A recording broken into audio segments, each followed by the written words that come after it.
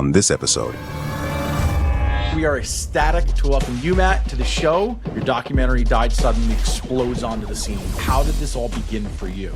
We were dealing with COVID. We were kind of just coming out of it, and they just unleashed the new bioweapon, the vaccine. I remember actually going and searching a lot of the stuff that you were posting in the documentary and seeing he wasn't kidding. He's not making this stuff up. We want to invert what they're doing. They were posting all these Died Suddenly stories to scare people to get the vaccine. How we came up with the name, Google did it for us. It was the most searched term. It wasn't you grandstanding and pontificating and giving your own opinion. You simply just went to folks that had information. You just let them talk. The people who ordered this vaccine, when the test came back and they showed multiple sclerosis, 80 different diseases, they got what they wanted. I uploaded the trailer to Died Suddenly on YouTube, and it didn't even get to the final upload before it was kicked off and I was banned. Oh my God.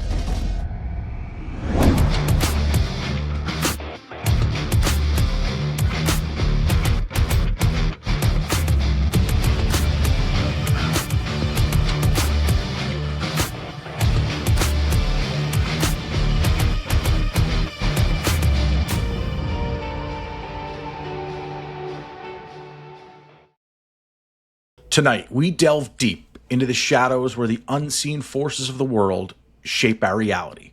Prepare yourself for an evening of intrigue and revelation as we welcome a master storyteller who has dared to question the narrative. Our guest is none other than Matthew Skow, the visionary director behind the provocative documentary, Died Suddenly. Together, we'll dissect the chilling implications and uncover the hidden truths within his groundbreaking work. But that's not all. Tonight, we unravel the threads of an even grander scheme. Enter the Great Reset, a concept so vast and so pervasive that it challenges the very fabric of our society.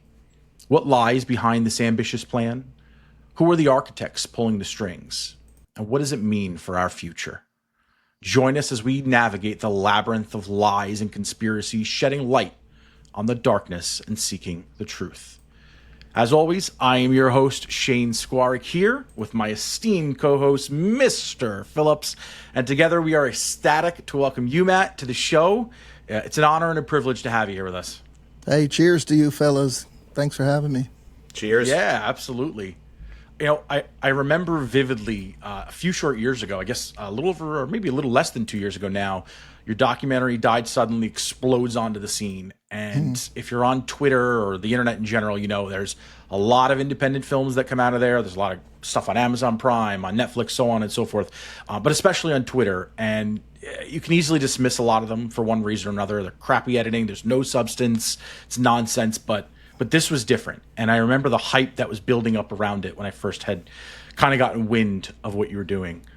Died Suddenly, when I first laid my eyes on it, is well produced. It was expertly edited. And I think most staggering to me after watching it was just inundated with mounds of real life stories and news broadcasts and expert testimonies of people who just quite literally died suddenly. I'd like to ask, and you probably got asked this 1,000 times, but just to kind of set the stage, how did this all begin for you? Yeah, so what Died Suddenly, it's kind of piggybacking on the work I had done for the last couple of years, back to the Greatest Reset that you mentioned a little bit about. But in that film, we were dealing with COVID. We were kind of just coming out of it, and they just unleashed the new bioweapon, the vaccine. And I was telling my co-director, I was like, look, if what we believe is true and what we shot and filmed with that film, if that's real, that premise, we're going to start seeing a lot of deaths with this. So in 2021, I was sitting down with Peter McCullough in May, and people didn't even know his name. I think he was on Laura Ingraham. That was it. And I was talking to him, and I come into these interviews with I don't write questions down. I just want to kind of just flow. I want to be educated on who they are and what they do, but I don't want to be in there with any preconceived script. So I just want it to be naturally flowing. And these interviews will go 2.5, 3 hours. And what he was telling me, he was like, there's a veil that's over my coworkers' eyes and the public, and it's like it's like, who could it be? And he was like, it's like Satan. Like, that's what he like said, like straight up, like this. Staggering. The most peer reviewed written papers in his industry, I think in all of the medical papers altogether. This man was just, he kind of broke it down to the basics. And when he said that, I was like, yeah, this is this evil. This is this pure evil. But we know that these evil plans must be brought out by these minions, by these people. They called them the elite, the shadow government, whoever they are, but they're powerful. And fast forward to Died Suddenly, we just started seeing like the how we came up with the name. Google did it for us. It was the most searched term, right? So what we do, like the left and these kind of like these communists, they like to like put things on us that they do, like steal elections, but they're really stealing the election, right? And like, they're racist, but they call us racist. It's like this is the game they play. They invert it, right? So we want to invert what they're doing. They were posting all these Died Suddenly stories to scare people to get the vaccine. Right? It's like, oh, you know, my grandma, you know, you don't want to kill grandma. Right. And it was, so we finished the film in 83 days. Like the Greatest Reset took an hour. I mean, it took a year and a half, and it was 2.5 hours of, it was a most beautiful film. I mean, people haven't seen it. It's just so beautifully shot. The editing, the cast is like the top of the top. And, this one was like so urgent. One of our producers, she had come across Richard Hirschman, and Jane Ruby, she had reported with him on her show, and he's an embalmer, and he was pulling out these obstructions right out of dead people. And we're in Florida, and he's in Alabama, and I was like, I told my buddy, I was like, let's go. We got to go up there. It's like 6-hour drive. Called Richard up. He's such a great guy. He just loves humanity, and he was freaked out at what he was seeing. This guy is like 20 years into his industry of embalming. Like he doesn't have any like ulterior motive to like make stuff up, you know? And that's where you know the truth is, because there's no, if he was hawking a book or whatever, or like, you know, doing these things to make money, I would have been, okay, let's go see and let's kind of feel it out. No, he was just freaked out of what he was seeing.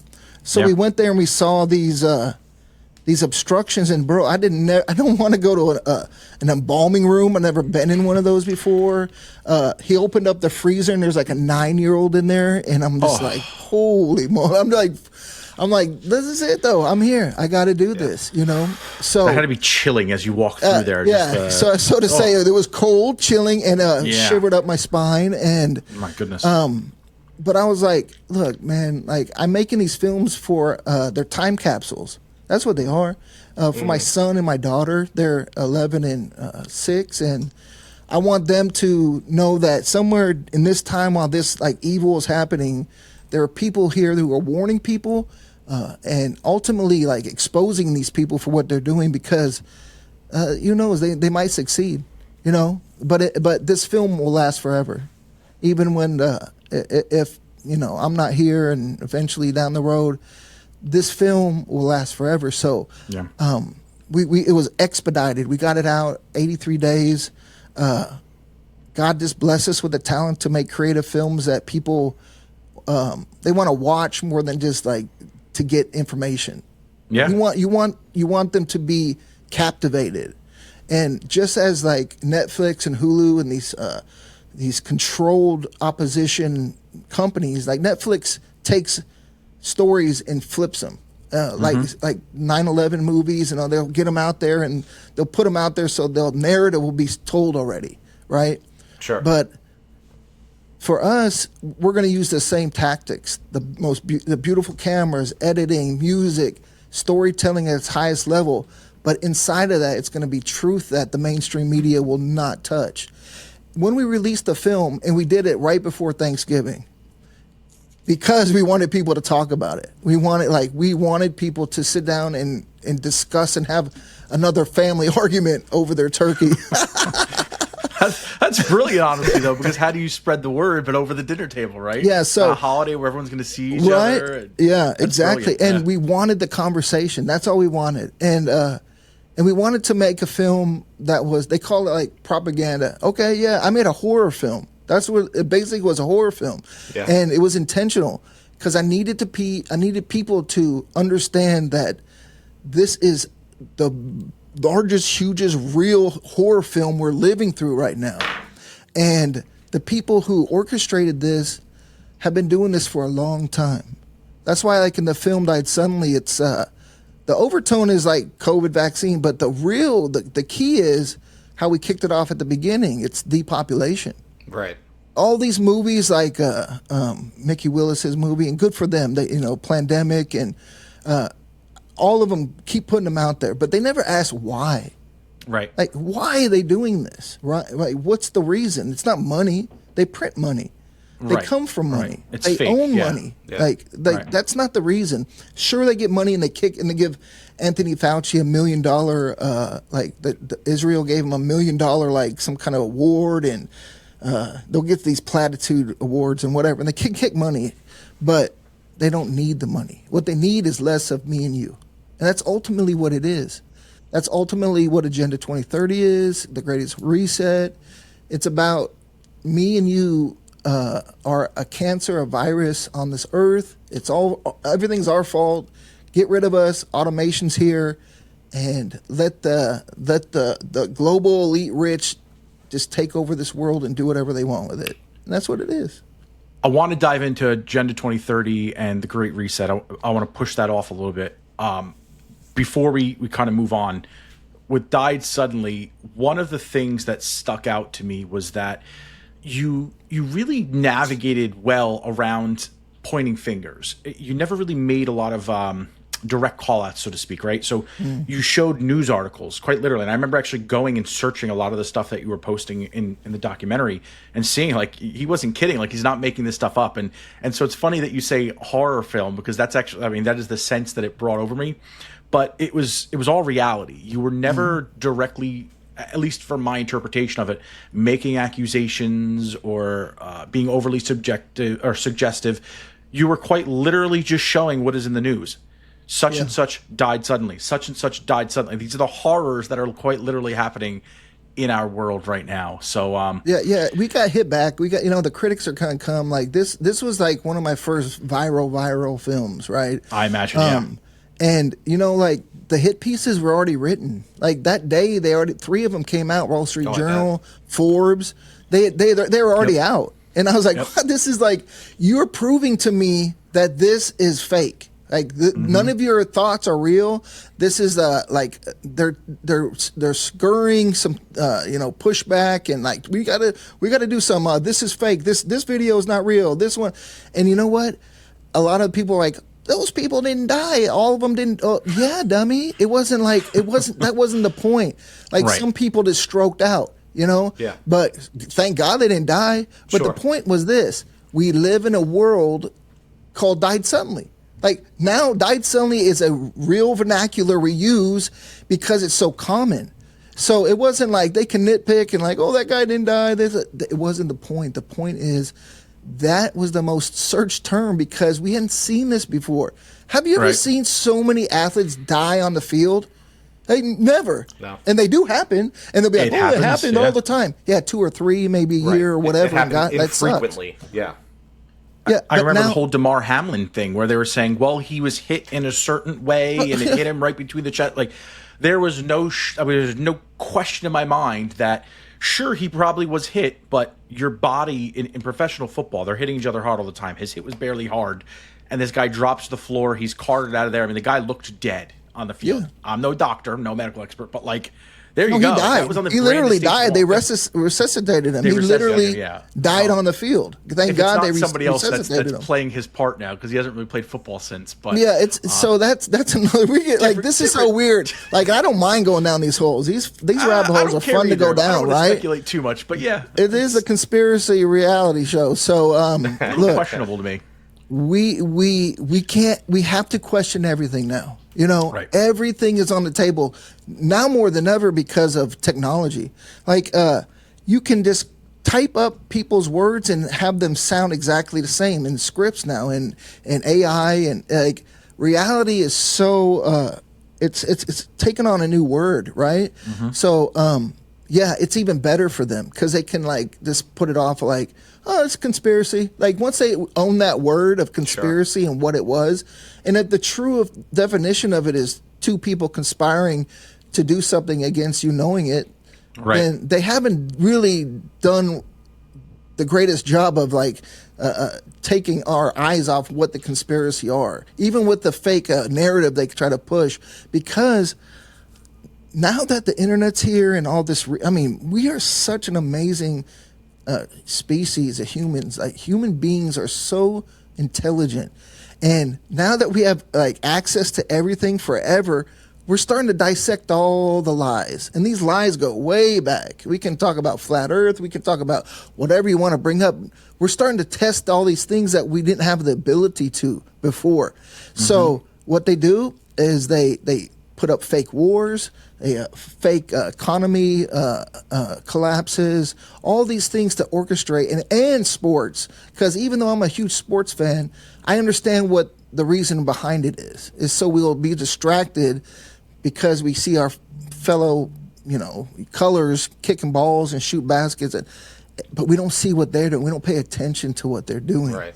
Like you got UEFA right now, they're going crazy, but they just elected in England a Knight of the Bath Party member. Like this guy's in a secret society picked from Davos, and now he's your prime minister. And these fools drinking right now, and they have no clue what their next 10 years are about to look like. And it almost feels like they're using athletes now to sort of push, and musicians to push their agendas. Like I can't help but think about Taylor Swift, who got up on stage a couple years ago and said that maybe it was George Soros that bought her whole music catalog, and so she went and re-recorded all of those songs, and she wasn't going to allow herself to be owned by him. And then a couple of years later, she's out there endorsing Biden and saying he's great and shooting down the Republican narrative. And have you seen the Agenda 2030, the 17 Sustainable Goals commercials that they do in the UN? I didn't know it was. Bro, I'll send it to you. You got to play this. If you clip this in, it is like, it's almost unbelievable. Every actor, every artist, every sports figure, everyone is in this video. I'm talking about everybody. And they're all like reading these 17 sustainable goals from the UN, these unattainable goals like no poverty, no hunger, but unity for everybody. Like these are the goals we're trying to obtain. Every one of them are in that. And it's not because they believe it, but buddy, you got to do that or you're going to get hit with a sex scandal. Right. That's what's going to happen. Captured. Or this tape that we have of you. They're controlled. And they do it for fame, and they do it for money, and some of them bought into this lie because they don't believe in God. They believe they're their own gods, and that I'll send you that video. It is startling, and it's like, oh yeah. So everything they do, they have that motivation to push these false 17 sustainable goals. That button you see with the rainbow colors. That is the new sign of oppression and totalitarianism. That's the sign. When you see that, you know what they're all about. It's pretty wild. They stole the whole rainbow. No, that too. Yeah. So they use those rainbow colors, but that pin, that UN pin, is the 17 sustainable goals. That's their calling card, and they'll kill you because they believe in it so much, or they have to. So we threw around a lot of terms, and I think most of our audience will probably know what they are, but for the ones that don't, we talked Greatest Reset, or Great Reset. Greatest Reset is your documentary. So the Great Reset and Agenda 2030. In, I guess, the most layman's terms, what are they? What are the differences between the two? Because I know they kind of cross a lot, and I don't think a lot of people realize that they are two separate things. Well, I think they're all pushing for that same narrative, right? So it started, Agenda 21 was their big push in 1992 in Rio. They kind of laid out their plans for the globe. And George Bush Sr. was there, and you want to talk about one of the most evil men in that the world's ever seen. It's not Genghis Khan or Hitler or any of these people. It's George Bush Sr. No doubt was this guy orchestrating the most horrific things that our nation had been through in the last 40 years, all the way to JFK's assassination. I'm sure he was part of it. Have, talked to people, and you might have seen the same things. He's one who didn't even know where he was that day. Amazing. But him and his family lineage, and they're all together. The Obamas, Clintons, like this upper class of politicians. They're not elected. They're put in there because Right. Agenda 21 kind of kicked that off, and then that was kind of a land grab, is kind of reorder our governments in order to funnel them back up to the federal level and then out to the world, right? Like the UN, NATO, G20. And I got to tell you, like the last 5 years, I was covering these events, and I didn't know why I was there. Me and my partner, my business partner Ed, we traveled the world together. We were at Davos. We were at Davos for 2018, 2020. We were in the belly of the beast, and when you're in there, you have your little badge. You're with the president, and you're not put away in the corner with the press. You're literally walking around with these people, Wow. standing next to them. Right? It's surreal because they're openly talking about controlling the world. Like, that's what it is. It's like you think they're elected, but the kings and queens. There was kings, queens, business. It was the neo-fascist New World Order, and they're there to delegate and move things in order to position this agenda. That's what it is. It's that agenda. It's the 2030 agenda. So you got Agenda 21. COVID was the big push. It was another way they could see how far they could push that goal line. Sure. So what that did was to show them they could take over the masses with fear and a pandemic or some kind of flu pandemic. And in the Greatest Reset, we showcased this with Event 201. That was a war game that they all strategized, and now it's popular because it's been so exposed. But at the time, we were kind of one of the first to show it. They're so brazen. They do these war games about a coronavirus that came from a pig in Brazil. And at this table were all the heads of the CDC, the Chinese CDC, NBC, CNN, WHO, hosted by Bill and Melinda Gates. Vavi was there. Everybody was there who, when it kicked off 2 months later, were in charge, right? And so when you see that, it's like if I witnessed a group of people talking about robbing the bank, and then the banko gets robbed and no one gets arrested. It was the biggest takeover that we've seen. And then they did something so, I couldn't believe that vaccine was issued and how it was issued and how many people just voluntarily ran up there and got it and then forced to take it. And now we're just seeing the aftermath of that. We haven't even seen it. Look, Not yet. Not No. that. have you ever No. guys seen the Deagle Report? Have you ever seen that website? I'm not sure what the Deagle Report is. No. So this is not a very not very mainstream. Even in our sphere, a lot of people don't know it. So I know you talked Ed, about it in the when film. did it come out? 2018, early 2000. Okay, early 2000. The Deagle Report came out, and we reported on it in 2017. And what it showed by 2025. They showed the populations of each country, and there was 90% decrease in the United States. And I'll go all the way down, decreased by 60, 70%. And I was like, what would cause that? Not a nuclear bomb, none of that, right? But what would do it that wouldn't point fingers? Disease, for sure. Manufactured It's a no-brainer. disease. And a slow death of cancer, all the other stuff this vaccine Stroke, was made heart to disease. do. Yep. Yeah, just name it. Infertility. And died suddenly. You just hit the Infertility is biggest huge. one. Yep. Yeah. So, and died suddenly. Look, it's not me. I'm not an expert. I never claimed to be an expert. I'm never. That's not my position. My position is to go talk to the most qualified people in their field. We talked to James Thorpe, who's one of the leading OBGYNs in the nation. He's delivered more pregnancies that are compromised pregnancies in the world. He knows more about this subject than anybody. He saw such a decrease in fertility that he was so alarmed. Teresa Long, who was an Army flight surgeon, who was a whistleblower, she's in the film. She said the most alarming thing, and this goes over people's head who watched the film. She said that they made something that the shareholders wanted, meaning that the people who ordered this vaccine, they wanted, when the test came back and they showed multiple sclerosis and all the rheumatoid arthritis, all these things, right? Like 80 different diseases. They got what they wanted, right? Like that's like when she told me that, I'm like sitting there, and my co-director at the stand, he's like 22, and after every interview, he was like crying. Like for me, I'm in my 40s, and I'm not expecting death or want it, but I understand the world we live in. For this kid, he's 22 at the time, I think 21, and he saw this as his future, and it shook him, right? It really did. And but it's so important. It's so important that we talk about this, because we don't want to give up.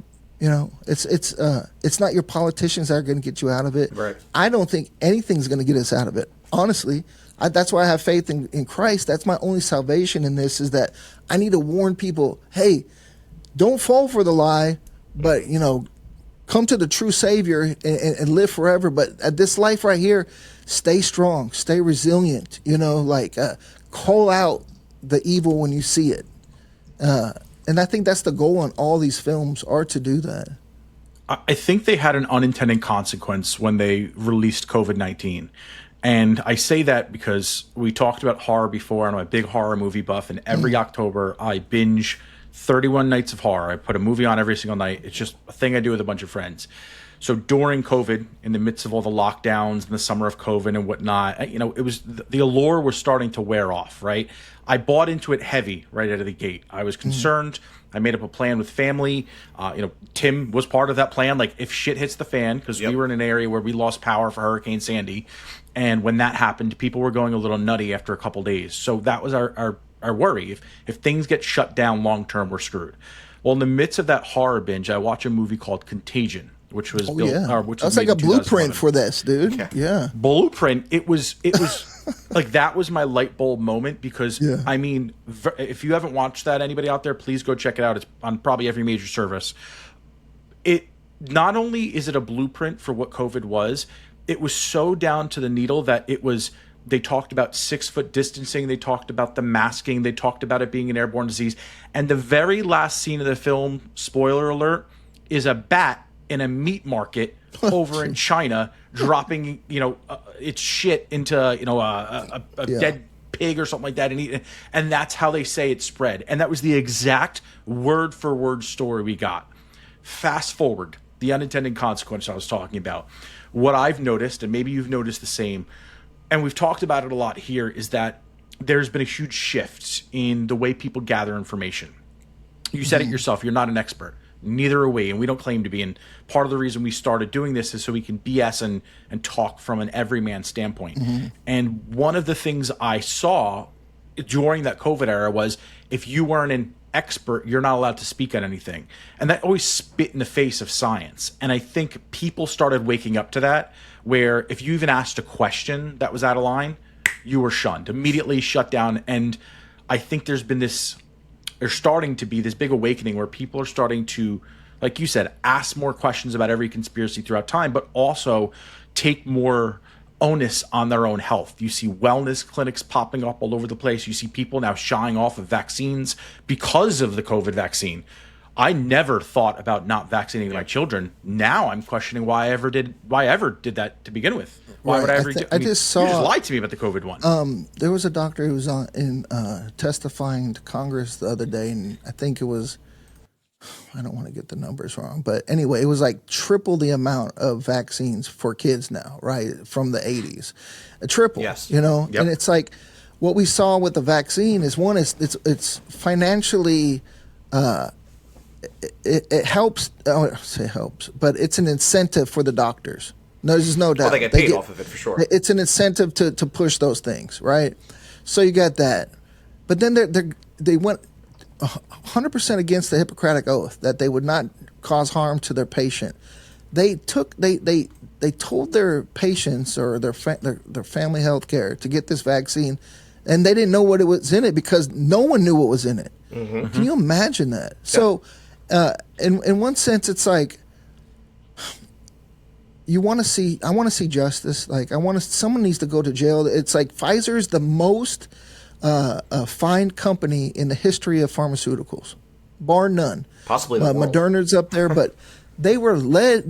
They pushed the mRNA. You'll see it in Died Sunny and with Borleo, the CEO of Pfizer. He didn't even know the mRNA vaccine technology. He wasn't even aware of they had anything to go to market a year before they came up with this.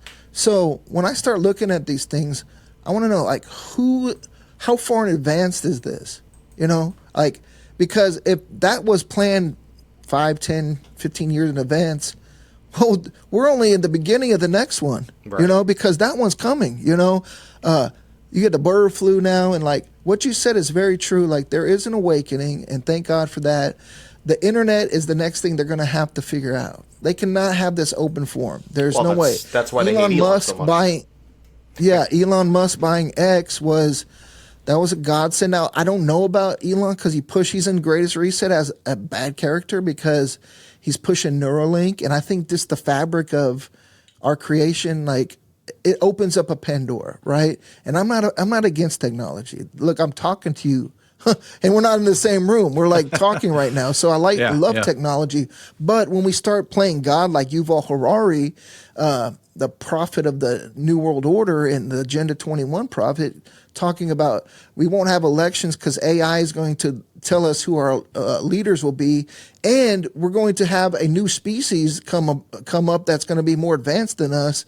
I'm not going to sign up for that world, buddy, because he doesn't believe in what we are. Like the fabric, the soul, the beauty of being human, you know, like, and I'll tell you this, in my movie Final Days, we really delve into, the mindset, right, of who's making this technology. We go into like what's in the vaccine at the molecular level, the construct of this, nanotechnology. When you had nano and mRNA come together, wow, it's just that's the cocktail for the devil right there. To go and invade your body and change your body in the molecular level.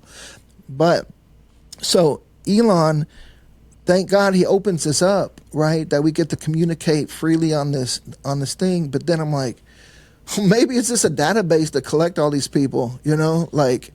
They're just like they're just feeding the machine to like keep you in that what is that thought crime, you know, because once you see it in the movies, like you just pointed out, it's going to come reality. Right. It's that crazy, right? Another movie. Have you seen Utopia? Mm-hmm. So Utopia is about a man who wants to decrease the population, and look, we made a promo of it for Died Sunny. His character lays out exactly what happened to a T. Like the whole thing was set in film 5 years earlier. So then you're like, is this like The Simpsons? You know how that crazy that is, right? But how is that? What is that? Is that like are they given information outside in some kind of know third heaven? Like, are they conjuring this? Because the coincidences are way. Too close to be coincident, like this is just accident, you know. Well, it's like when Bill Gates came out and said he wanted to reduce the population by 15 to 20%, and he was going to do it by making people healthier through vaccines, and that was I believe in your film. And how else do you read that? Like, what else could that like? Your first thought goes, well, he can't mean that, right? Like that's silly, right? He doesn't actually mean that. What's the context? And then you look into it, and you're like, oh no, wait, that he said that. That's what he meant.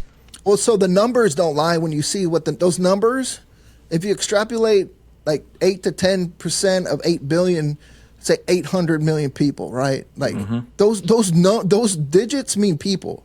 Right. So I've listened to the spin because I just don't want to like just, he's saying that and not hear I've heard what their rationalization for that is.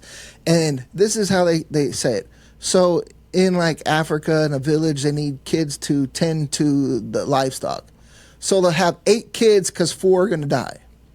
So with better health, they'll have 2 kids because those 2 kids will stay healthy. And I'm like, yeah, that's good. That's a good way to rationalize that. But really what it is you don't like those kind of people.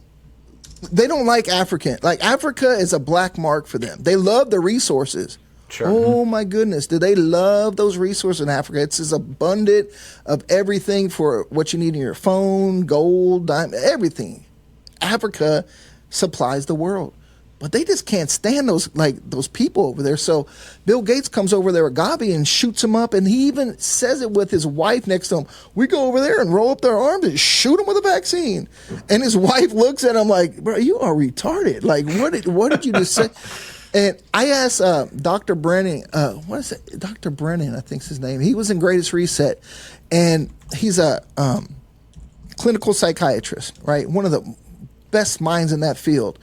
And I asked him at his house, and I was like, is Bill Gates, is he on the spectrum of autism? He's like, no. He was like, autistic people don't want to kill people and rule the world. He's a psychopath.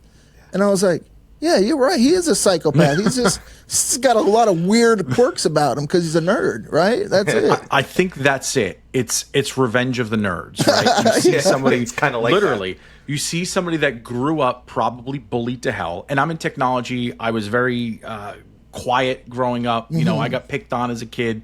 I didn't really care. I had a second life at a beach that I distance myself from it all. But I talk to a lot of people that are in technology, and I know how a lot of those people think, and their snarkiness as the internet era became prominent because now they're sitting on a pedestal. You see and it in then video you put that games much all the money time, behind too. them too. Like, think Well, that's about that. it. Is like, think of the power trip when you get in a video game. The kid that's really good at video games and craps on everybody else because he doesn't have a real social life and he always got picked on. That's his revenge. Now you got Bill Gates that was doing the same thing, that built just a massive company. And I mean, there is no Apple if it's not for Bill Gates bailing them out of bankruptcy. So people forget about that. It's like, he is responsible for all modern technology right now. Now he's at the top, and now he can do anything he wants. And so it becomes Revenge of the Nerds. Well, look, but then you got it. So for me, I always have to go back to the foundation with everything. I want to go back as far as I can to go see. So Bill Gates, his dad was a huge banker. He was in eugenics. One of the first. He was with Margaret Sanger. He was. I think he ran the books, and he's on paperwork with the beginning of the eugenics movement. His mom is high up in IBM. Look, I'm sure he's smart, and I'm sure but they might have like put him in that position because they can groom them in this way. But I remember seeing a documentary on him, and his parents had this, like, they were all very wealthy, and they'd go to this camp every summer, and the kids would play like the Olympics, right? And he would, he's puny, he couldn't do anything. His dad's like 6'8", he's a giant, right? And he would never be able to compete. So he'd always be in his room, and his mother would always try to bring him out and force him to talk to people, So take all that. Like, I always boil it down to like, what was this person like when they're in kindergarten? Yeah, and I want to envision them in that little playground and in the sandbox. I call it the sandbox theory. Like, when you meet someone, you just have that instant connection, right? You just feel whatever. You hang out with them, and you don't see them for 20 years, and you right back together. Or even a stranger. You probably have that same connection in that sandbox when you're a little kid, right? And then you had those kids eating the glue and like picking their nose. Like those kids, usually they wind up in jail or something, but the ones that are really maniacal and smart, they want to pay back, Yeah. Right. And how can you exert that much payback than controlling the population? Like, whoa, that's crazy. The greatest murderers in the history of the world were always sociopaths. You look at all those serial killers over time and how they masterminded these plots, and their daily life. When you see all the documentaries, the films, you talk to people, they were like upstanding citizens. They were great people. It's just like, yeah, but their childhood was wrecked. They're Exactly. always beaten, or they come from Something a broken went wrong home, somewhere. something with their mother. They had some like sexual fantasies, like really strange. But it all boils down to like, everybody's had horrific things in their childhood. You know, I went through things, but there's a point where you're like, I had to recognize that happen. I had to understand that I'm not going to let that dictate who I am, and get over it, right? Like use it for something to like bring character to yourself, right? Yeah. Instead, these people like, man, we don't even really like, I can't even comprehend that much power. You know what I'm saying? Like that's a horrific thing to even think about. Yeah. And that's like, we look in the scripture and it's so true. It's like the meek will inherit the earth, and it's easier for a camel to go through the head of a needle than a rich man to get to heaven, because there is those constraints that you want to be God, that you want, like, look at Jeff Bezos in 1992 and look at him now. Yeah, he is a superhero villain. Like he's got his he's got rockets and newspapers. Good for him. Like.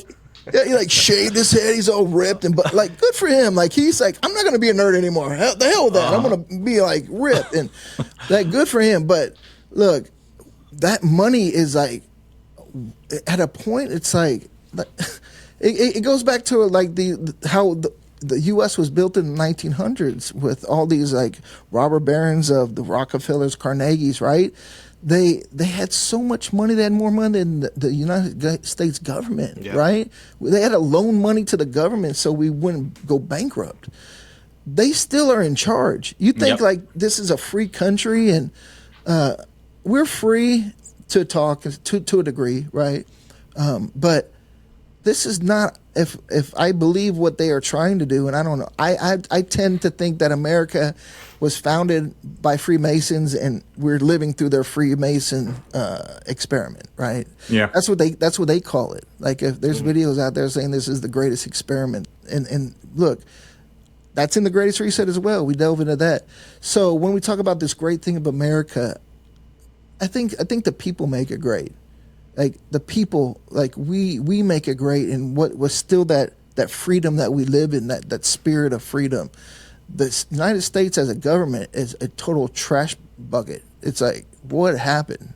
Yeah. One of my favorite comedians. There's happiness in ignorance sometimes. Yep. One of my favorite comedians and one of the smartest men, I think, George Carlin, said, and I'm paraphrasing here, but he said, our country's been bought and sold for a long time ago, and there's nothing anybody can do about it. You just have an illusion that you're free. You have an illusion that you're free because there's 23 different flavors of bagels. Right? He was a stand-up prophet. There's so much truth in what he was saying, and it's isn't it funny? It took a comedian to see that, right? And his words are so true and terrifyingly true. Yeah. Well, that goes back to the experts thing earlier, though, too, right? Is we have this weird like overtone in society that unless you've studied something to death, you're not allowed to comment it. Unless you've experienced it, you're not allowed to comment on it. Unless you are that sect of whatever it might be, gender or race or religion, you're not allowed to comment on it.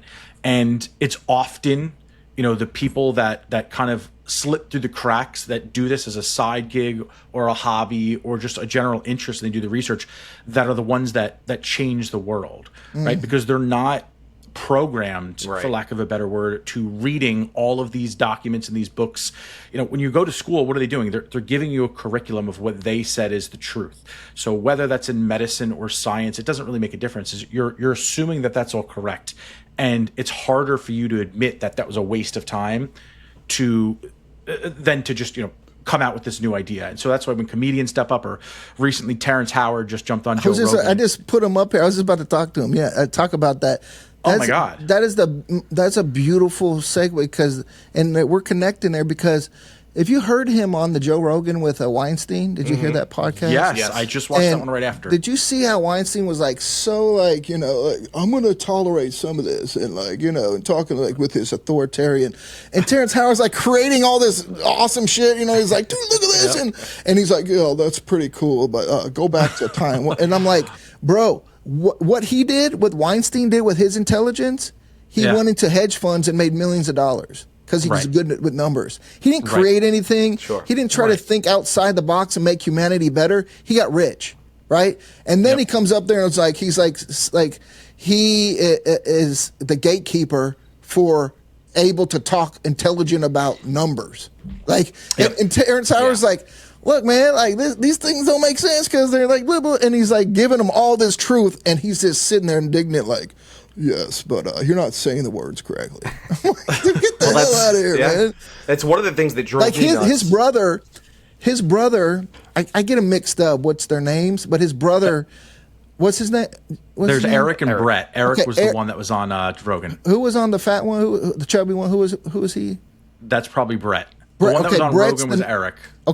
Okay. Brett he reviewed Died Suddenly. Right. One of the first ones to review it. Okay, and he was like, some of this, like, this is, it's going to hurt the cause and talk. I was like, I've never seen anything you do. Okay. Sure, you can nitpick the film, but did the film, did it succeed in what it was intended to do?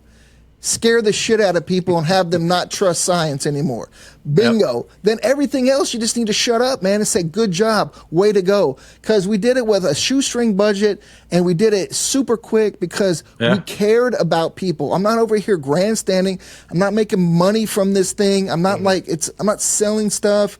It was like, how can I utilize the skill set that I have to make this world better and to help people not believe this lie that they've just been just brought into, and a lot of it comes from our parents and our grandparents because they were they bought into everything, bro. They would spray DDT on each other at picnics. Yeah, bro, they did not have a clue. They just believed everything. God love them, right there. Mosquito trucks. Yeah, the greatest generation. I get it. I guess so. I love the elderly, the wisdom in our older generation, no doubt. I love talking to them, but they blindly just went along with everything and set us up to where we're at now. And now we have the ability now that the internet's here, that all these people in the past, they didn't have a clue that we'd have all this stuff to dissect, right? Mm-hmm. And that we could talk about. And I go again to us as a collective are way smarter than any of these intellectuals. I'm not saying that I'm Mr. Super IQ, but when I sit with these people who are at the highest level, I can maintain a conversation and ask poignant questions and get them to talk about things that they won't say in their circles. And then I put cool music behind it. And then people are like, whoa. No, but I think that's important, right? And Shane, you brought up the fact that people are so quick. And when I say people, right, the public or those in power to say, oh, you're not an expert in this, you can't talk about it. And that kind of drove me nuts all through COVID, right? I found myself, this is not healthy to do, but I found myself arguing with people on social media, and it was that same rebuttal of, hey, so you're a doctor now? You're a math major? And I'm like, no, but I can read. Right, like I can read, I can watch a video, I can listen to audio, right, and I'm just formulating my own opinion. I'm informing myself. And Matt, I think that's one of the things that you did really well in the film was that it wasn't you grandstanding and pontificating and giving your own opinion. You simply just went to folks that had information. You just let them talk. And I think that's the biggest Mickey piece Willis of it. and what he does in Plandemic, but it's him narrating through the whole thing, and good. I'm glad. It's fine. Everybody has their different way of doing it, but that also is because you want to make a brand for yourself. Let's be real. That's what it is, and he's done well. But he was creating a brand. I hate putting narrators in my films. I just don't. I want to tell it through people who are in it and be able to have them bounce off each other, and that's more compelling because when I'm interviewing these people and they have no idea I talked to this person, but in the interview they're saying stuff and I'm already editing in my head, they don't realize that it's already being constructed, and they don't even realize it's happening like that. And it's like, that's why I just know God's touched it, because I'm interviewing multiple people in multiple places around the world, and they're just all coming together like that, and it's making this beautiful narrative. And that's why I just know that, man, there's power in the media, and that's it's important that these films get made and that they get produced at the level that the whole world's used to, because they won't sit through a PowerPoint presentation by Peter McCullough, right? Yeah. They can go up there and talk and go to these conferences, and that's fine. But dude, I was at this place. Pick Wild. I want to give them a shout out because their sandwiches are so good. But I was there talking to the owner, and he was asking what we do, and I told him I make movies, and I said died suddenly. His son, who was 17, was like, "Oh, dude, that film was so amazing! I couldn't believe it." And I'm like, "That's a 17-year-old watching a film that has about vaccines and like, right. Dude, that's amazing. If I can hit him and he can sit through an hour and be engaged, oh yeah, now we're working. We're cooking with it now, right?" By the way, I forgot how amazing. squeamish I was. I went back and I rewatched it for like the 30th time. I watched it again yesterday, and I never really considered myself to be a squeamish person, but watching it again yesterday, I was like, you know, because just knowing that could be in my, well, can't be in my body because I didn't get the jab, but knowing that it could be, I was like, it's just schemes me out from the inside out. Yeah, those things that were coming out. Look, and this was the critics. Oh, I love the critics, man. I love them. They were like, "Oh, that's chicken fat," or "I can show you." It was like, "This has been." No, because we talked to embalmers all over the world. They had never seen these obstructions ever, and you know what? That's still the one thing the media hasn't covered. Yeah. Have you seen a 60 Minutes thing on these obstructions? Nothing. These huge things coming out of people's arteries, bro. Don't talk about it. It's the smoking gun that no one's talking about. Yeah. We had a funeral home here in our city, and he's a friend, and he was like, I haven't seen any of this stuff. I don't know, maybe it's this particular region. And then we got a call, boom, and he was like, "You guys, I got one, and it's a big one." Yeah, and they're seeing them everywhere. And when the critics come, "Oh, that's chicken fat," or whatever, that's postmortem. We see it all the time. Look, we were with Richard. Not like that. We were with Richard for a week, and he got a phone call, and we went with him, and we drove right there, and he went and he did his embalming, and they were right there, like within an hour of death, and he pulled him out. And God bless Richard Hirschman for man, he categorized all these things, and like wow. he put a database, and like he tried his best to see if they're vaccinated, and that's the real heroes here, man. Like those guys are like people that'll never be known too. These people have a lot to lose, you know. Like we were there, and he lost business while we were there. Mm-hmm. They're like, "Yeah, you can't do this in our funeral home," and I didn't realize there's like a some kind of like club, or there's some kind of like federation of embalmers, like you get ostracized from that too. Really? Like there's some kind of thing that they're in. So God bless the whistleblowers and all those people who stood up and said something. And man, those people who are hurting right now and reaching out to me daily on DMs and asking me like, "What can we do?" I don't know. Like I tell them straight up, like, you'll probably die, you know, within 10 years from this, because you took something experimental. Give your life to Christ. He's going to lead you to, a much better existence and a way to deal with this. If you are, we're all going to die, but he'll give you peace. And that's what I tell him. And my business partner's like, "Why are you so cold?" I'm like, "No, that's not cold. That's the truth." Like they took something that unfortunately will probably kill them. Right. And I want to give them the best life preserver I can, and that's what I share with them. The only hope for you don't want to people, sugarcoat it. Yeah, the hope for some people, and I know this was covered in your film as well, and I forget, I don't want to say who it was because I don't remember who talked about it specifically, but there was a distinction between those who got the vaccine early on, when they were following the protocols of the cold block storage for it, versus those who didn't. So my hope would be is that many people didn't really get the full dose of what did kill and what will ultimately kill potentially millions of people in the future. Hopefully there's a lot of folks who got almost, I don't know if you call it a placebo or just kind of a bullshit vax that didn't work.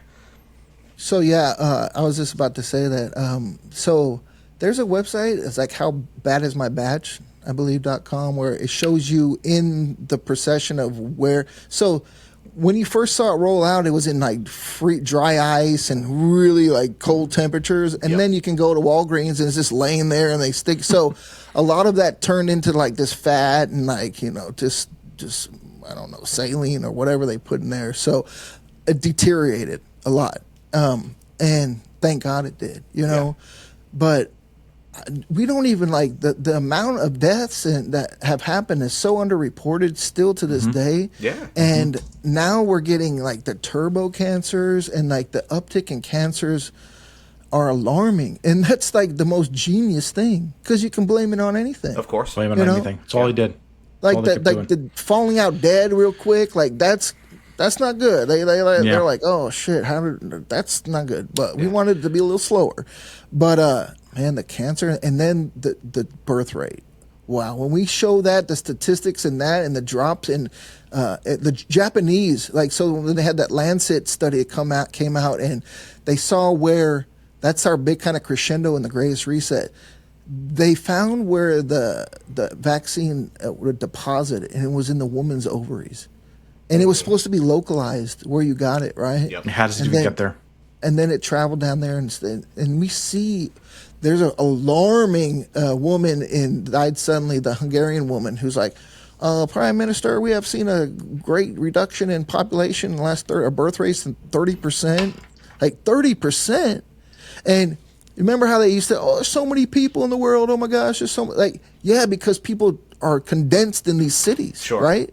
That's why it looks like it's like, and the propaganda, of course, but the birth rates. Jordan Peterson was talking about this before it really kicked off, and Elon Musk. Elon was really like warning people about this, like we are not having enough people, right? So it's like there's so many different fronts we're being hit with. LGBTQ is a population control. That's really what that is because if their homosexual relations don't have kids, right? Sure. There are some people who feel they're gay and born away, yes. But that pushing that's to make less of us. Contraceptives, birth control, giving women into the workplace was another way that they would create less kids. And then they just hit you with a vaccine that will just sterilize you.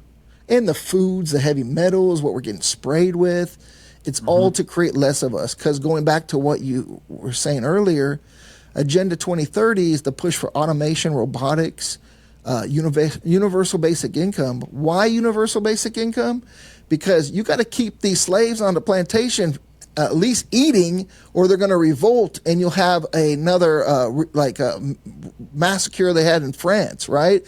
Where they started a Jacobin revolution where they started chopping off heads. You kind of like they want to say J6 was that? That was not, was that? No, That's not that, right? But it was a bunch of people pissed because I was there. I was reporting on it. I was there, right? Wow. On the steps of Congress. I was live reporting on it. I saw it all. It was the biggest. It was just people pissed off, right? And then when they told them to leave, everybody left. It was like simple. Everybody just left. And they use that though. They use that to turn it and say, and they embellish the hell out of it. Yeah, exactly. So I want to go into the why, right? Why decrease the population? Everything else makes sense to me. Universal basic income, if you're enslaving the population, you're doing it in a way that's giving them money so they don't actually feel like they're being enslaved because they're getting paid for it, right? They're getting money and they can freely spend that money. And I'm using those in quotes for people that are actually listening and not watching this. But why? What would be the point of decreasing the population? Doesn't that impact humanity? Oh yeah, big time. Like so, in the Greatest Reset, we talk. There's this woman from WEF, and she's writing about the world in 2030. Oh, the world is like there's these 15-minute cities, right, where you own nothing and be happy. Remember that was their big slogan, that's right? Their big slogan, yep. So that came out during the making of this, and this woman was like, life is so amazing now where we don't own anything, but we have everything we need, and the people who didn't want to be part of this, they are outside the zone. And they're like talking about people living just in nature, basically. But the resources and everything's going to be cut away from them. Because why do they want less people? Well, it's happening right now because like we're doing what we're doing. Like the less of people who are doing what we're doing right now, the more they can push their agenda. And you look at the Hunger Games as like you have to give people visuals, right? Like these movie visuals, and that's kind of like the future of these aristocratic people, which it's always been, right? But they were kind of like hidden in the back. They weren't so pronounced, right? You had the Bilderberg meetings and like the Club of Rome, all these things back where you knew what they were kind of doing, but now they're just open because we're so information available. Like we have phones, everybody has a phone. Could you imagine like getting away with JFK assassination? Try to assassinate somebody like in the open like that with the amount of phones we have. Right. There's no way. Yeah. They had one Zapruder film that is spliced, like they altered, and that was it. Imagine that now. So they're going to decrease. Like my biggest thing is this: they're going to limit the internet. They have to. They have to lock that down, or make it so the algorithm only shows you for certain things. We see that on YouTube. YouTube, you used to be able to search on there, and all these things come up. Now it's mainstream media.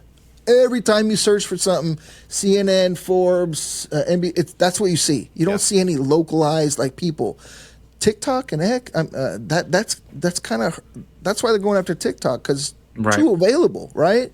But they also can use that for like kind of like I don't know, Project Bluebeam or some other thing they want to get like show us aliens. So they can play and do their thing with it. Social engineer it for sure.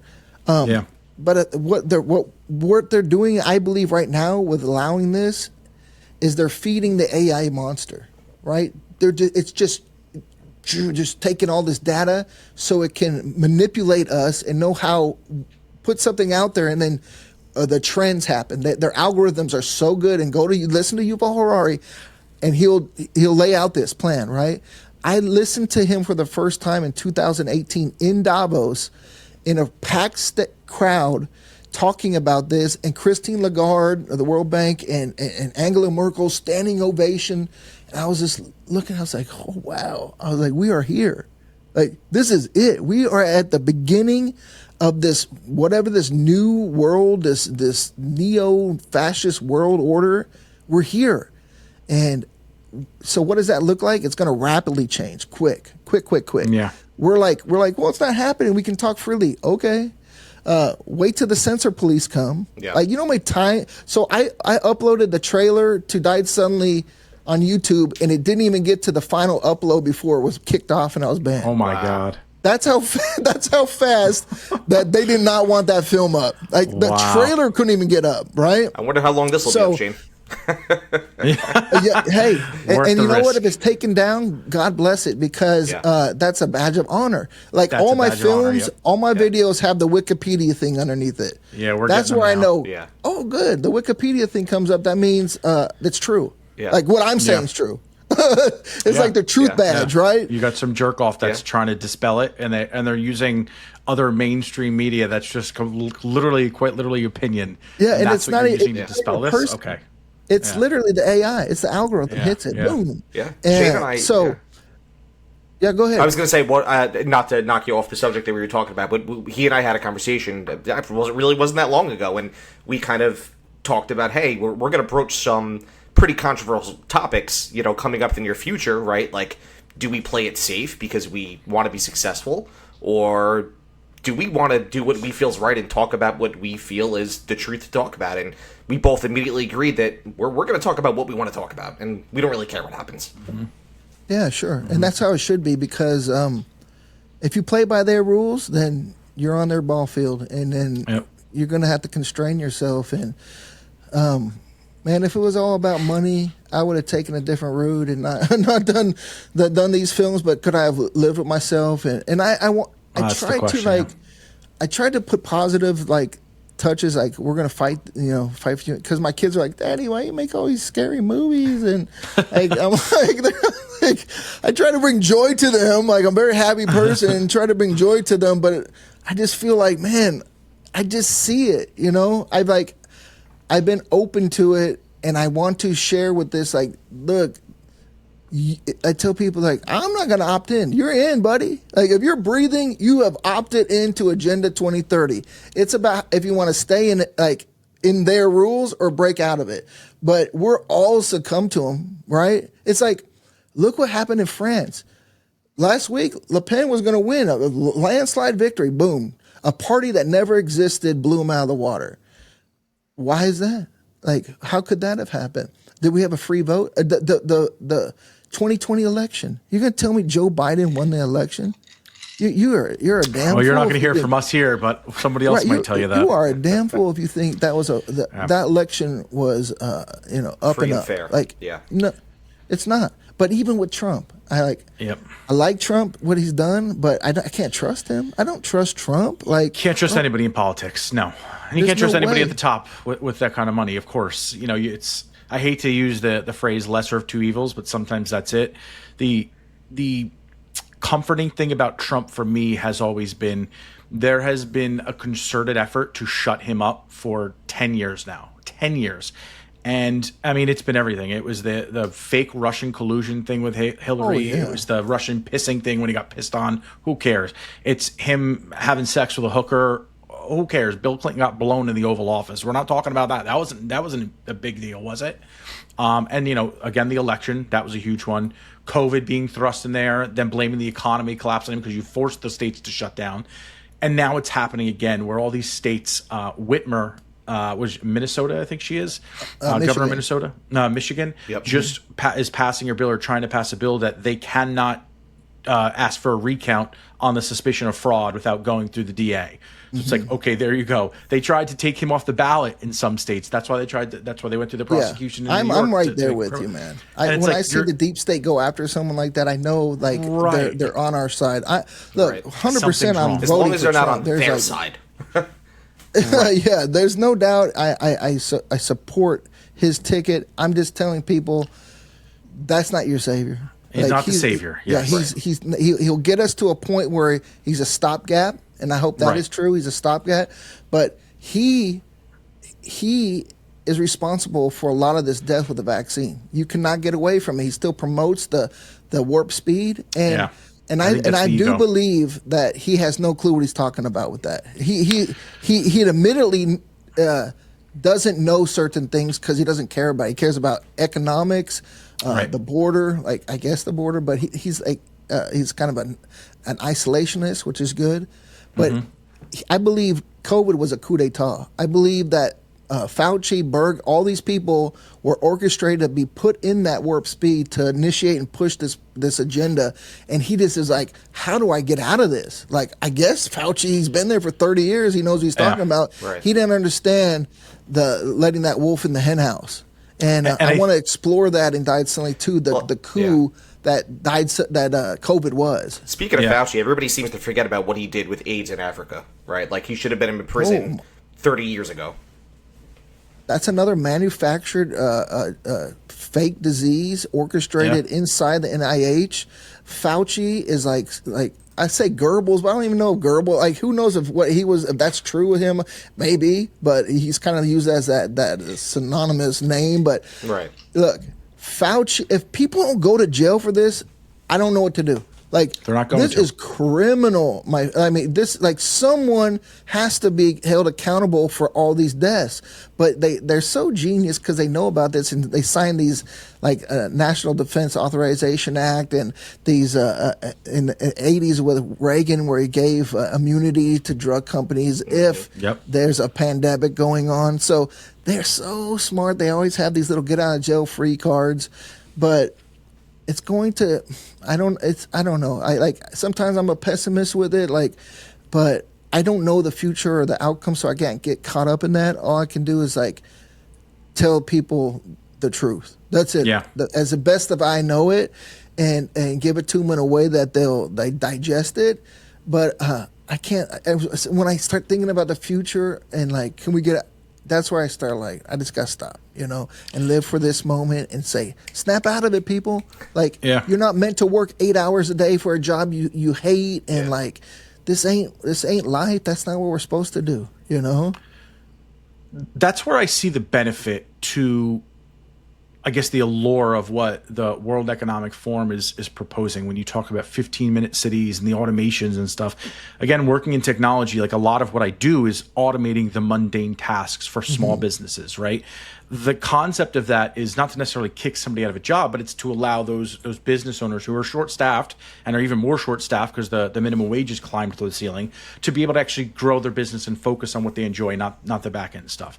And so, thinking grand scheme of things, right, we shouldn't be working. Most of the jobs that people are slaving away for 8 hours a day, like flipping hamburgers or waiting tables, like those jobs could be 100% automated today. There's no reason there needs to be anybody working on any of those jobs. But then you become that economic gap, and how do you resolve that? And that's where the UBI comes in. Well, right. We should be able to reach a point where you don't have to work. Everyone gets, we've proven we have the money, but if you give everyone $80,000 a year to live, they buy rims and gold teeth. Like, that's the problem. Yeah. That's the problem. But as with anything, as history has shown us, utopia is impossible, because when you try to create that utopian society, greed takes over, power, hungriness takes over. We'll never get there because of that. I think Agenda 2030, and then you look at like Elon Musk's vision. Elon wants to grow the population, Agenda wants to knock it down. But I think the mission, the way they outline it, is the same. And that's what's always fascinated me, is the automation is tied into it. The artificial intelligence or enhancing human beings is tied into it too. The reason I have faith in the Elon is because he wants to get society to a point where it's self-sustaining, where we can jump to another planet and you don't have somebody making hamburgers, because that's not important. Your life is now spent in the exploration of the universe. Or you can take it like the Ray Kurzweil model, right? Where he wants to get plugged into the cloud, right? Right. Well, yeah. So you merge with I think it's called the singularity, where you're merging in. Well, singularity is like when we have AI becoming like sentient, right? Right. But what? So in Final Days, we talk about and we explore the minds behind a lot of this, like the ideology. And it comes back to wanting to be God, wanting to be your own entity, your own God, right? He wants to live. They all fear death. Like, that's the big thing. They fear death because they don't believe in anything that's afterlife. So what do? They want to try to preserve their life. And what they're going to try to do is plug themselves into the cloud, and then they can live forever in whatever that means, right? And I just, once you start playing with those kind of things, nowhere in history has that looked good when we try to usurp the creator. And I don't know where you guys in your faith in that, but when you start tinkering with those things, bad things happen, right? And like, we're not meant to splice our genes and make designer babies, because it only goes one way. Right? It means that we just take out everything that's beautiful about chance and about all this, like the unknown, and we just want to make everything synthetic. And there's a verse in the Bible where they say that they wanted death, but death fled from them.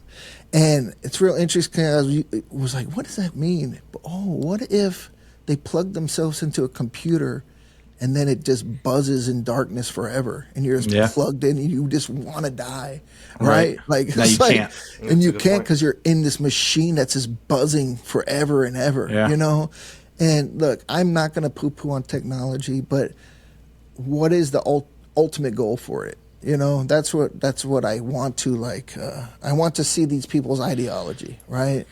And what you're saying, you're in this a field of like making things more automated, and so there's that balance of it, right? If there's no more truck drivers, because they supply the most jobs in our field, like that industry, and it's all automated, then what happens to these millions of people? Sure. You have a social collapse. There's no other. We're not. Our infrastructure of capitalism that this country's been founded on cannot support that. Like, you're in a new paradigm, right? So what do? And we go back to the why. Well, if they're trying to do that and they don't have any solution for that, well, there's a lot of people who just are here to eat. Yeah, sure. You know what I'm saying? And they're taxed on your resources. Yes. So that answers that question. They're parasites. Yes, exactly. And then they use those terms, my friend. That's why I say that's why I have such a negative connotation into that technology. They call us virus. Yeah. They use the term virus, like we are a virus. Global warming, we're causing, like, that is the biggest crock of shit, global warming. Holy moly. Right. That thing is so disproved. And you can just look at our shoreline from 100 years ago in photos and show you that why would the elite keep buying beachfront properties and insurance companies insure them for 20-year policies? Like, that's the come one. on. Yeah. That's the one that drives me nuts, I think, the most, because all you have to do is a quick Google search and anybody can plainly see that the Earth goes through periods of cooling and heating, and it's happened for millennia. It's happened forever. Yeah. And I'm not saying that we don't have some kind of an effect on the Earth, right? Clearly, we have to have some kind of effect, but it's not that great. I mean, it's silly. It's this, to me, it's the silliest one. If you want me to start living super green, go tell China. Once I see China do it, then I'll start doing it. Because if I do it and the whole world does it, China and their 3 billion people not doing it is going to cause a problem. So let's worry about India and China, and then we'll get on board. But that's just another way, because in the 70s, you see in the film, like, it was going to be climate a freeze, right? We're going to go through like you had Leonard Nimoy up there talking about like we're going to go through a freeze. It's all just bullshit, dude. It's a lie. They're lying to you. They're kicking the can for their next agenda, and that's what it is. And don't believe it. And there's so many people. Oh, it breaks my heart. I was just doing some research the other day, and all these little girls who were saying that they weren't going to have kids because of the climate. I was like, such horseshit. What? Like, what? This little girl. You know what, though? At the end of the day, kids. These people that have these thoughts that are intentionally sterilizing themselves and ending their lineages, maybe that's not a bad thing, because we're going to devolve into idiocracy. Right. It's like if you are choosing to do this because you are believing in every one of these hoaxes and every single thing you're telling, well, you know what? At least the people that are still going to continue to have children are going to be thinkers, and I hear you. Society, so I hear, but the only thing with that is like these were like 16, 15-year-olds, right? It's terrible. It's terrible. And they've been conditioned this way since they've been in public schools. Right. They've been indoctrinated. And it's an indoctrination, and it's like it's not their fault. It's not their fault. Like they need to come out of it, and like you see a lot of this with like the gay agenda or the trans. Oh my gosh, like they'll cut off their breasts and then they'll have the awakening, and they're like, wow, like what did I just do? There's no going back. That's what pains me the most. Yeah, it's just a lost generation, and they're a generation that's so smart too, because they've been. Well, I don't know, like it's more. They're more, I won't say smart, they just have more information. Right. And sometimes that doesn't make you more smart. It's an overload, but, Yeah, but they do have more information, so my son is so more technologically advanced than I was, right? Mm-hmm. But I don't mean he's smarter than me, but there's certain things, but it's also dangerous because I have to be so on guard of what's coming into his mind, right? Mm-hmm. Because of this information overload. And that's why, again, what we're doing is so important, so people can go to somewhere to find truth, because they are after you with the fake truth. Oh, my gosh. They're hitting you in so many different ways. And it's a battle, man. It is a battle of information.